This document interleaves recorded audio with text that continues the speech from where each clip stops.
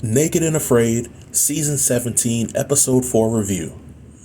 This is by far one of the most interesting Naked and Afraid episodes that I've seen in quite some time, and I can admit that my expectations were definitely subverted.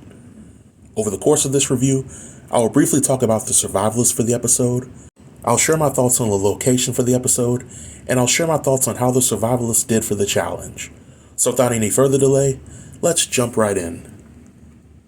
The survivalists for episode 4 are Sam and Sarah. Sam and Sarah have a lot in common, besides both of their names starting with the letter S. Sam and Sarah are former substance abusers who have spent years remaining clean. They are both from Northern California, and they both have children. And one could argue that their children are their inspiration to completing the challenge. Sam has a background in bushwhacking and shelter building, while Sarah has experience camping and fishing. So going into the challenge, I felt that the strengths that Sam and Sarah had could definitely help them thrive over the 21 days. But as the narrator pointed out, the personalities of Sam and Sarah could also potentially lead to their downfall in the challenge. Sam admittedly had struggles in his life, and it's easy for him to give up, while Sarah is independent by nature and could make moves on her own just to prove that she didn't need a partner. So again, going into the challenge, I didn't expect Sam and Sarah to make it the full 21 days. Now, the location for the challenge was in South Africa, and like many other challenges in South Africa, the days are hot, the nights are cold. There are opportunities to hunt and catch food. However, in my opinion, only a seasoned hunter would truly thrive in this type of environment. In my opinion, this location in South Africa was not as bad as the Colombia location in episode 3, but it still had its challenges such as rain and wild animals. Now, when Sam and Sarah initially met, they seemed to have instant chemistry, and they immediately bonded over the things that they had in common. Sam brought a hand-forged knife with him, and Sarah brought a bow and arrow. In hindsight, I think that given the information that Sarah shared with production about her skills with fishing, it would have been a better move for her to bring fishing hooks with her instead of the bow and arrow. And this is because over the course of the challenge, both Sarah and Sam failed to hit any animal with the bow and arrow, and the hunger pains that they had ultimately led to feelings of despair on the team. And that brings me to an important talking point for the episode.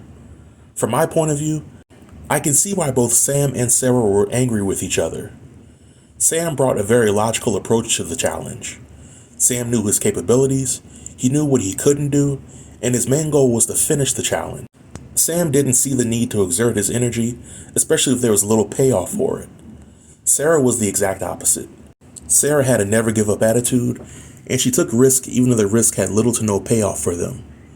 Sarah and Sam resented each other for how they both approached the situation, and in my opinion, neither one of them were really wrong in the situation. I never once thought that Sam was a lazy freeloader, and I never thought that Sarah was making irrational decisions when trying to hunt for food or protect their shelter. I think that the lack of food essentially made a stressful situation that much more stressful. I also think that Sam and Sarah would have flourished in the challenge if they each had veteran partners like Kai and Gabby that could offer them additional insight on how to make the most out of the challenge. But I was proud that Sam stepped up and he scored a decent meal for the team prior to extraction, and I was proud that Sam and Sarah were able to reconcile on the last day of the challenge, and I'm glad that they both made it to the end together. But on a scale of 1 to 10, I'll rate episode 4 a solid 7. I feel that the team dynamics that were present during the episode somewhat mirrors what people face in their everyday lives. And sometimes when you're stuck with a teammate that you clash with, you have to make the most of things, and sometimes you have to step outside of your comfort zone in order to make things work. If I had any complaints with this episode, I would say that sometimes the pacing seemed to drag, especially when we see Sarah and Sam fail to catch any food. But this marks the end of the review. If you have any comments related to the review or the episode, feel free to leave them below in the comment section, and I'll be sure to reply to everybody. Until next time, stay tuned and stay safe. Peace.